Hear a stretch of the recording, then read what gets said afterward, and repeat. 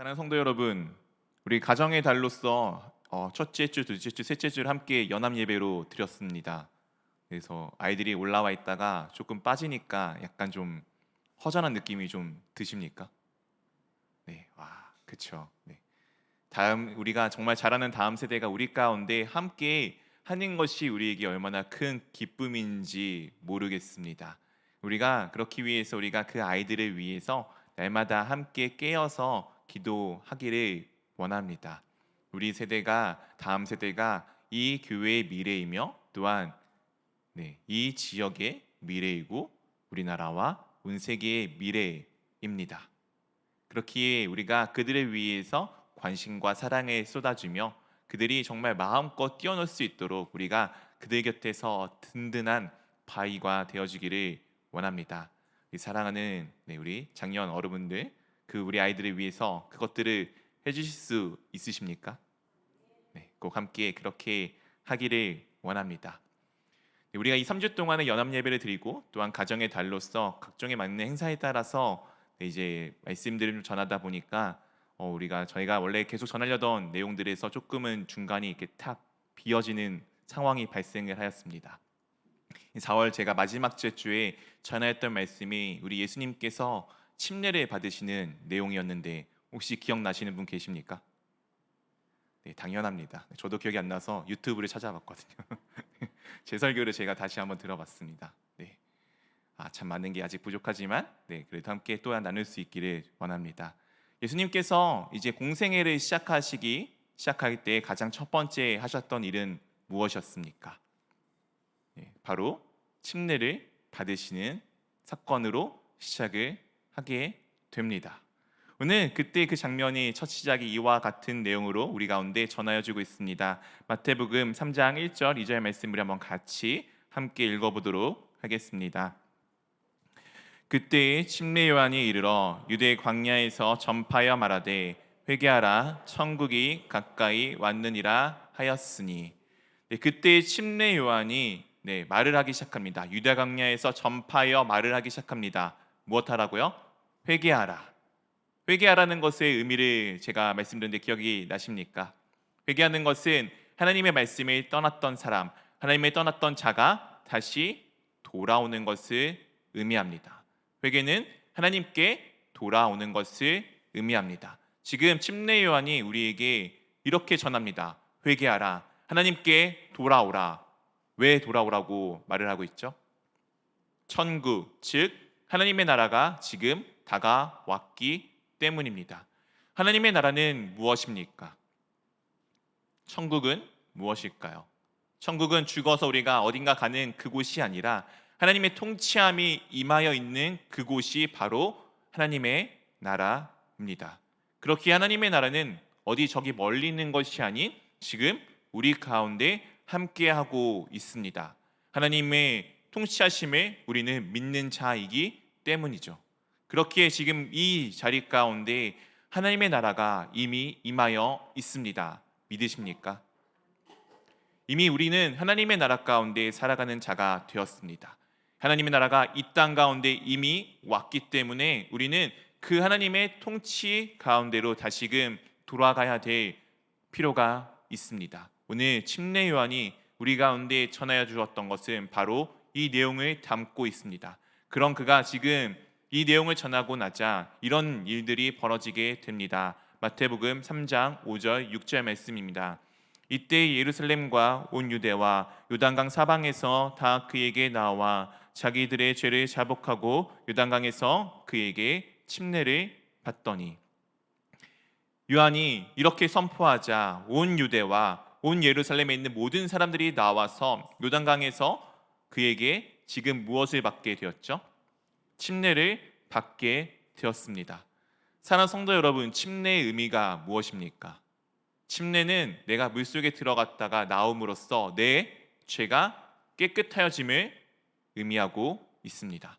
또한 내가 물속에 들어감으로써 나는 죽고 물속에 나옴으로써 내가 다시 새로 거듭남, 다시 태어남, 다시 새 사람이 된다는 것을 상징하여 주고 있는 행위 중에 하나입니다. 즉 나는 죽고 내 안에 계신 그리스도만 살아난다는 것을 의미하는 회개의 모습을 담고 있습니다. 이 침례를 이렇게 요한이 행하고 있을 때 예수님께서 갈릴리 북쪽에 있었던 이스라엘 북쪽에 있었던 갈릴리에서부터 이 남쪽에 있었던 요단강까지 오십니다. 13절 말씀 가운데 우리 가운데 이렇게 말씀하여 주십니다. 이때 예수께서 갈릴리로부터 요단강에 이르러 요한에게 침례를 받으려 하시니, 예수님께서 그 북쪽에서 남쪽 요단까지 오셔서 지금 무엇을 받으려고 하십니까? 침례입니다. 침례의 의미가 무엇이라고요? 죄 씻음과 다시 태어남을 의미하고 있습니다. 예수님께서는 죄가 있으십니까? 예수님께서는 분명히 죄가 없으십니다. 그리고 그분은 다시 태어날 것도 없는 정말 완벽하신 하나님이시며 완벽하신 사람이십니다. 그 예수님께서 지금 침례를 받는다는 것은 약간 좀 상충되는 의미입니다. 사실 이 요한이 그 앞에서 이 예수님에 대해서 이렇게 우리 가운데 말씀을 전하여 주었습니다. 자신은 물로서 침례를 주지만 자신 뒤에 오실 분은 성령과 불로서 침례를 주실 것이다. 내가 그분의 신발을 들기도 감당하지 못할 정말 낮은 자라고 자신을 고백합니다. 그런 요한에게 지금 예수님이 오셔서 예수님께서 침례를 요한에게 베풀어 주시는 것이 아니라 요한에게 침례를 받으려고 하십니다. 그러자 그런 예수님의 모습을 요한이 당연하게 말렸습니다. 제가 당신에게 침례를 받아야 할 터인데 저에게 침례를 받으려고 합니까? 그때 예수님께서 이와 같은 말씀을 우리 가운데 전하여 주십니다. 우리 3장 15절 말씀을 한번 같이 함께 읽어보도록 하겠습니다. 예수께서 대답하여 이르시되 이제 허락하라.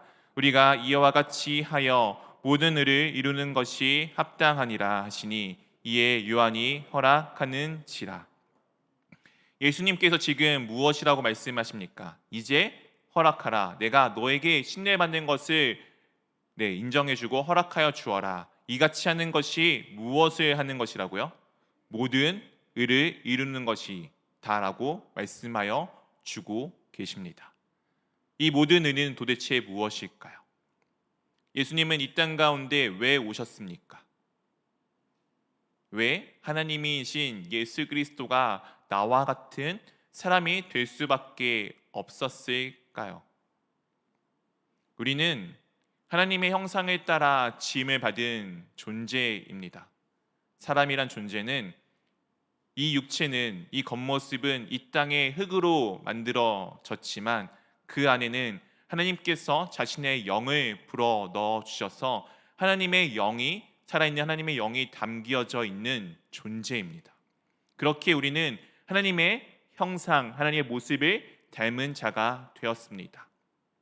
이 하나님의 형상을 닮았다는 것은 그냥 우리가 부모님과 자녀가 닮아 있는 그 모습처럼 닮아 있다는 것을 의미하는 것은 아닙니다. 형상이 닮아 있다는 것, 그 모습이 닮아 있다는 것은 그 성향이, 성질이 비슷하다는 것을 의미하고, 이것은 정말 중요하게도 서로 대화를 하면서 관계를 맺을 수 있는 상황을 의미하고 있습니다. 놀랍지 않나요? 사랑하는 성도 여러분들은 하나님과 관계를 맺을 수 있는 분들입니다. 하나님과 대화를 할 수 있는 분들입니다. 이게 우리에게 주어진 정말 놀라운 은혜입니다. 대화를 한다는 것, 어떤 의미일까요? 우리는 하나님께 무엇으로 우리의 말을 전하죠? 기도로서 우리는 하나님께 내가 원하는 말들을 전하여 드립니다.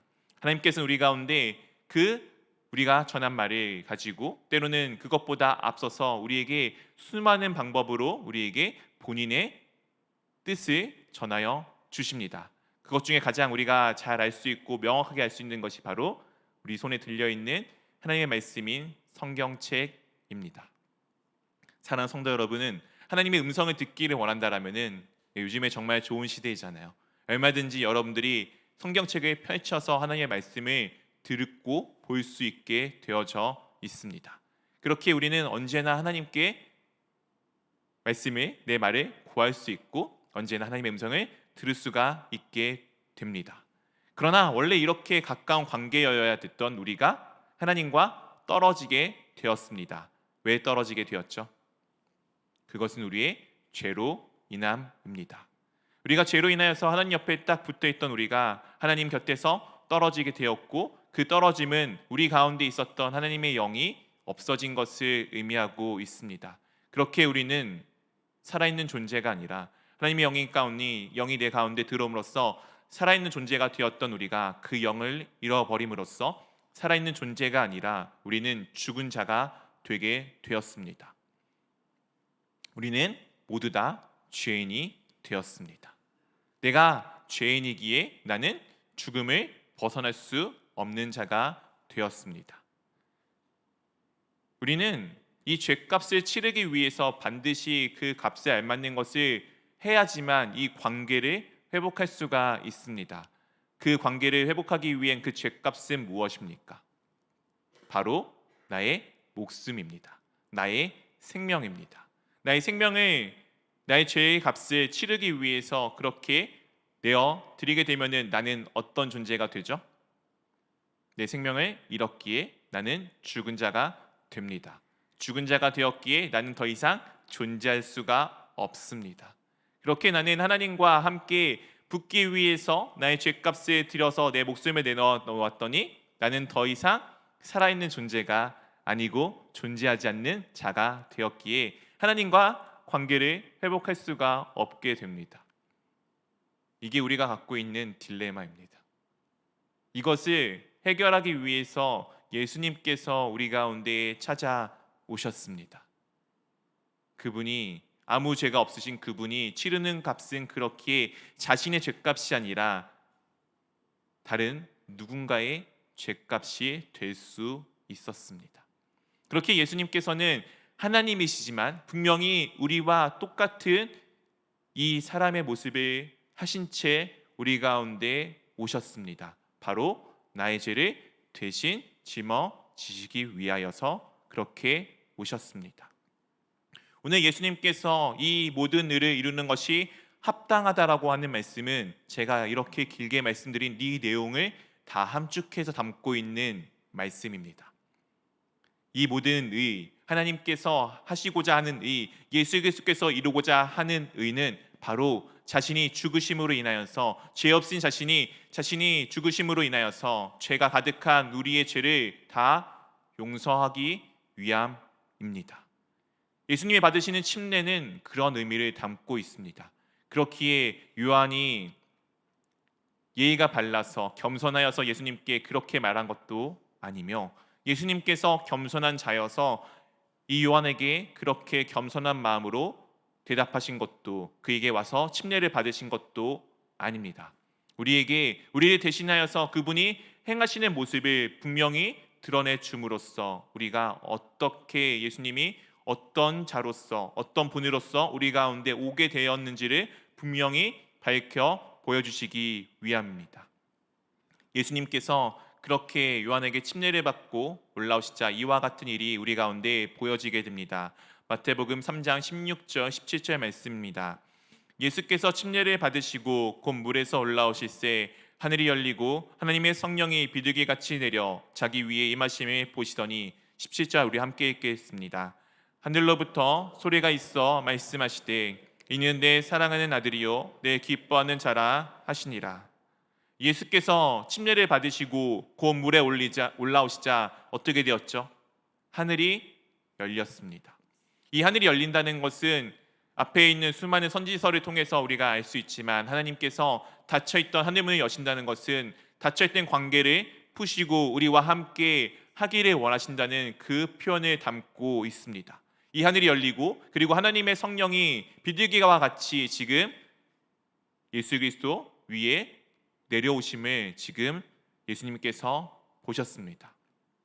성경에 몇 없는 삼위 하나님이 함께 등장하는 장면입니다.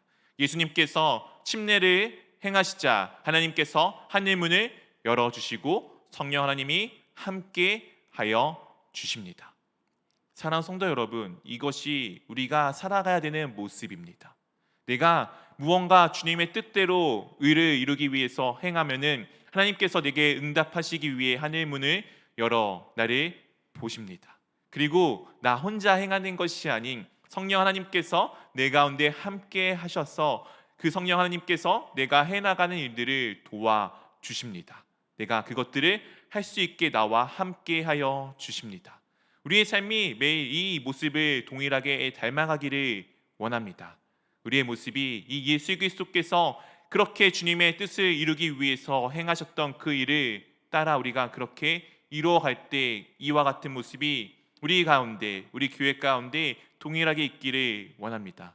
그때 하늘로부터 이와 같은 소리가 있었죠. 이는 예수 그리스도, 이 사람은 내 사랑하는 아들이요 내 기뻐하는 자라 하시니라. 혹자들은 이 장면을 놓고 예수 그리스도의 대관식이라고도 표현을 합니다. 정말 하나님께서 모든 사람들에게 들릴 만큼 이 예수님이 누구인지를 분명하게 밝혀 주십니다. 이 예수 그리스도는 너희 눈앞에 지금 침례받고 올라온 이 사람은 나의 사랑하는 아들이며 내가 기뻐하는 나의 정말 사랑하는 아들임을 분명하게 선언하여 주십니다. 우리가 이 장면을 딱 보고 기대를 하는 것은 사실은 이 대관식과 같은 멋있는 장면 뒤에 기대할 것은 예수님께서 정말 이 세상에 있는 모든 것을 다 완벽하게 평정하시고 하나님의 나라를 강력하게 임하게 만드는 강력한 어떤 힘의 모습을 보여줄 것을 기대하게 될 것입니다. 근데 오늘 놀랍게도 이 침례 이후에 처음 나타나는 장면은 이와 같습니다. 마태복음 4장 1절 말씀 우리 한번 같이 함께 읽어보도록 하겠습니다. 그때 예수께서 성령에 이끌리어 마귀에게 시험을 받으러 광야로 가사. 대관식을 지금 치른 예수님께서 이 세상의 악한 세력을 싸워 무찔러 이기는 강력한 군주의 모습이 아니라 성령에게 이끌리시어 간 것은 마귀에게 시험을 받기 위해 광야로 가시는 모습이었습니다. 사랑하는 성도 여러분, 광야는 무엇일까요? 광야는 아무것도 없는 빈 땅을 의미하고 있습니다. 이 빈 땅에 의지할 것이 아무것도 없기에 진정 의지해야 될 것을 하나 우리가 발견하게 됩니다. 그것은 무엇일까요? 바로 우리의 주님 되신 하나님입니다. 그렇기에 당시에 이 어지러운 전국 가운데 예수님이 살아가던 이 시대에 어지러운 전국 가운데 깨어있는 많은 사람들은 광야로 가서 하나님의 말씀만을 붙들기 위해서 많은 공동체들을 구성하였습니다. 그래서 SNF파 때로는 쿰랑 공동체와 같은 여러 주님의 경건 생활을 위해 나아가는 여러 종교 생활을 하는 사람들이 광야에서 생활을 하게 되었습니다. 그리고 우리가 잘 알고 있는 선지자라는 단어가 히브리어에서는 이 광야라는 단어에서 나오게 되었습니다. 사랑하는 성도 여러분, 우리는 언제 하나님을 만날 수 있을까요? 우리는 내 삶이 분주할 때는 하나님을 잘 보지 못합니다. 내 삶이 다 비어지고 아무것도 없는 상황이 되어서 그제서야 하나님을 볼 때가 참 많이 있습니다. 그렇게 우리는 정말 내 삶에 붙어있는 수많은 것들을 조금은 다 내려놓고 던져놓을 때가 필요합니다. 그제서야 우리가 하나님을 오롯이 볼 수 있기 때문이죠. 어쨌든 오늘 이 내용을 예수님께서는 이 광야 가운데 그런 것 가운데 성령님에게 이끌려 가게 되셨습니다. 이것을 누가복음에서는 이렇게 표현을 하여 줍니다. 누가복음 4장 1절입니다. 예수께서 성령의 충만함을 입어 요단강에서 돌아오사 광야에서 40일 동안 성령에게 이끌리시며, 지금 예수님께서 성령에 이끌리는 장면을 성령의 충만함을 입었다라고 오늘 누가복음에서는 기록하여 주고 있습니다. 즉 예수님께서 성령의 충만함을 입어서 지금 아무것도 없는 그 광야에 무엇을 하러 가셨죠? 우리의 원수된 사탄 마귀에게 시험을 받으러 가셨습니다. 이 시험은 테스트일 수도 있고 유혹이라는 템테이션일 수도 있을 것 같습니다. 뭔지는 정확히 잘 모르겠지만 어쨌든 시험을 받으러 가셨습니다. 그리고 난 이후에 주님께서 이와 같은 일을 하십니다. 4장 2절입니다. 40일을 밤낮으로 금식한 후에 줄이 신지라. 예수님께서 40일을 밤낮으로 금식하셔서 지금 무엇을 하셨죠? 줄이 셨습니다. 이 줄이신다는 단어 자체만 놓고 보아도 예수님이 우리와 동일한 사람이라는 것을 잘 드러내고 있습니다. 사랑하는 성도 여러분, 혹시 금식해 보셨습니까?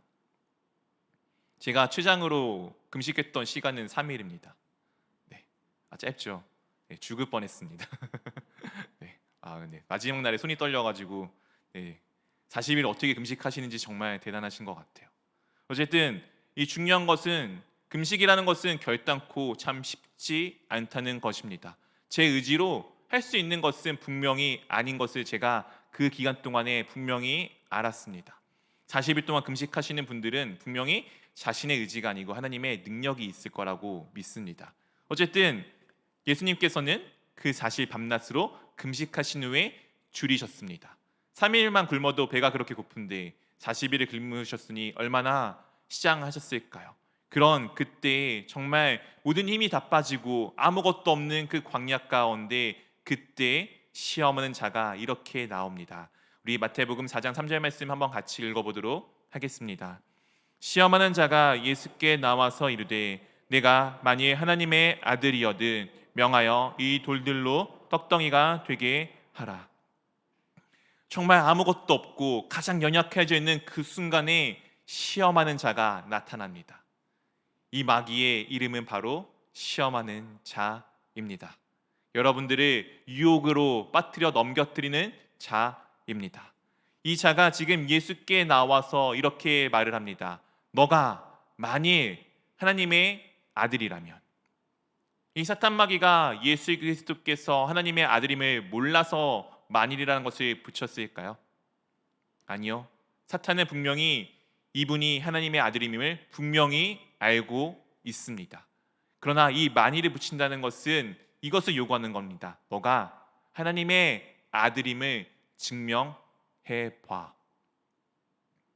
우리는 삶을 살아가다 보면 내가 누구인지를 증명해야 될 때가 참 많이 있습니다.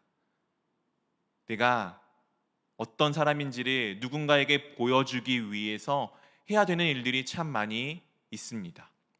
우리 교회 안에서도 비슷할 때가 많이 있는 것 같습니다.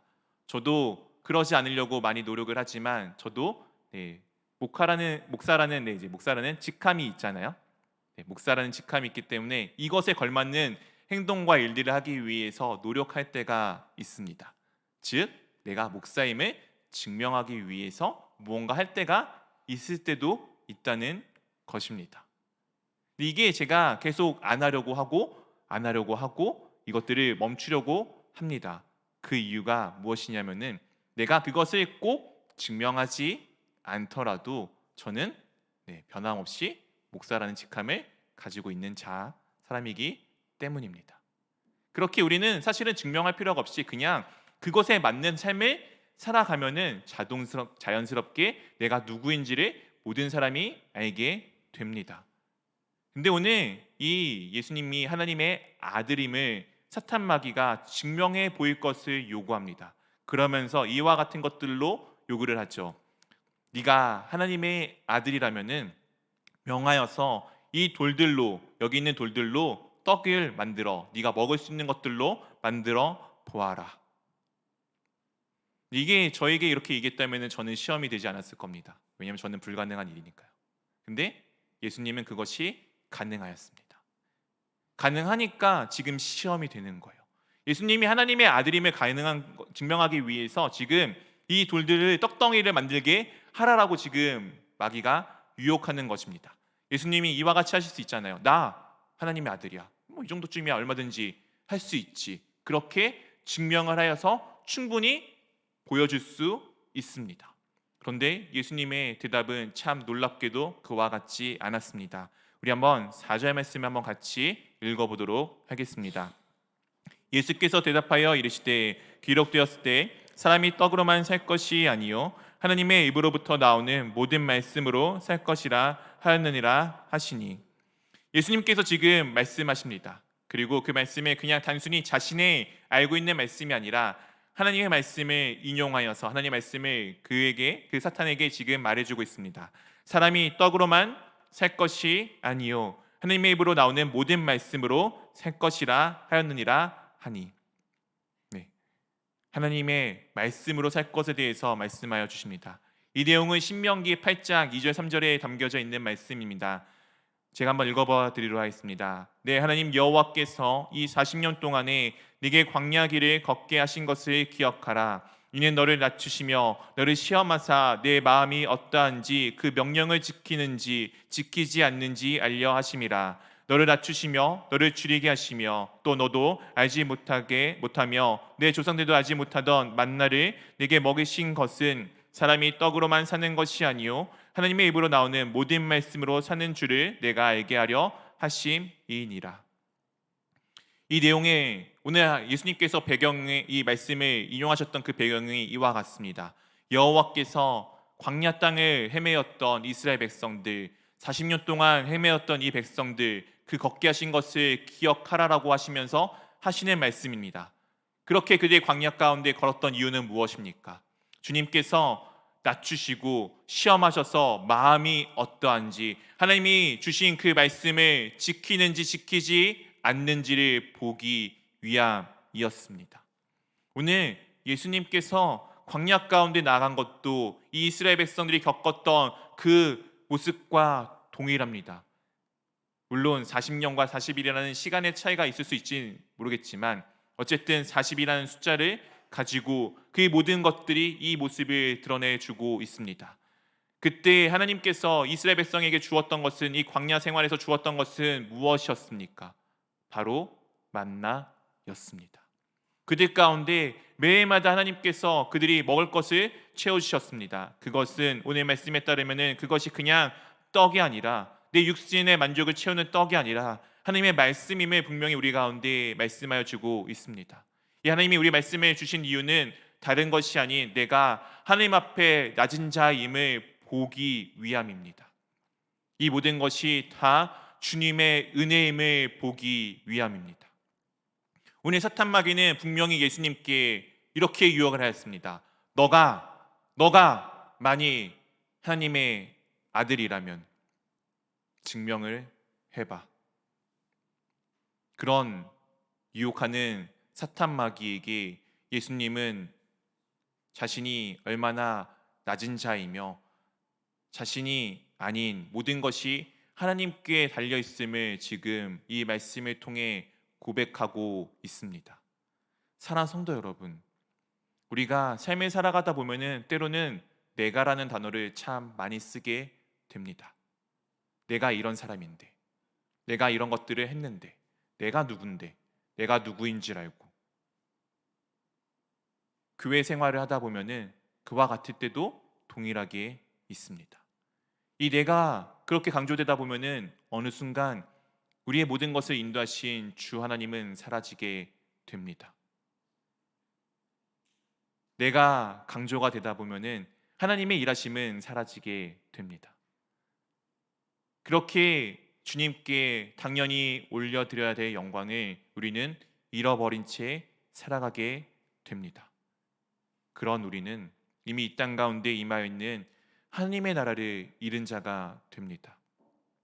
오늘 예수님께 유혹하였던 이 사탄 마귀의 유혹은 이 모든 것을 담고 있습니다. 그것을 이기신 주님의 응답은 내가 아니라 주 하나님께서 이 모든 것을 인도하시고 그분의 말씀 따라 살아가는 것이 당연한 것임을 우리 가운데 분명하게 보여주셨습니다.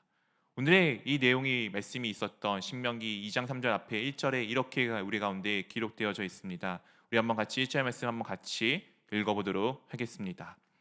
내가 오늘 명하는 모든 명령을 너희는 지켜 행하라. 그리하면 너희가 살고 번성하고 여호와께서 너희의 조상들에게 맹세하신 땅에 들어가서 그것을 차지하리라. 우리는 잘 알고 있습니다. 이스라엘 백성들이 출애굽해서 가나안 땅 가운데 들어가는 여정은 우리 인생이 이 세상의 삶에서 벗어나 영원하신 하나님의 나라 가운데 들어가는 여정임을 잘 알고 있습니다. 그렇기에 이 오늘 말씀에 나온 이 땅은 가나안 땅이 아니라 하나님의 통치가 임하고 있는 하나님의 나라입니다. 이것에 들어가는 것은 주님의 말씀을 지키는 것입니다. 주 예수 그리스도가 그렇게 하나님의 말씀을 지키셨던 것처럼 내가 아닌 하나님의 말씀이 이루어짐을 믿는 것, 그것이 우리 교회 공동체가 해 나가야 할 일입니다. 그렇게 우리 사랑하는 성도 여러분들, 내가 아니라 주님이, 내가 아니라 하나님께서, 내가 아니라 주 예수 그리스도께서 하셨습니다. 이 고백이 우리 가운데 가득히 담겨 있기를 주님의 이름으로 축원합니다.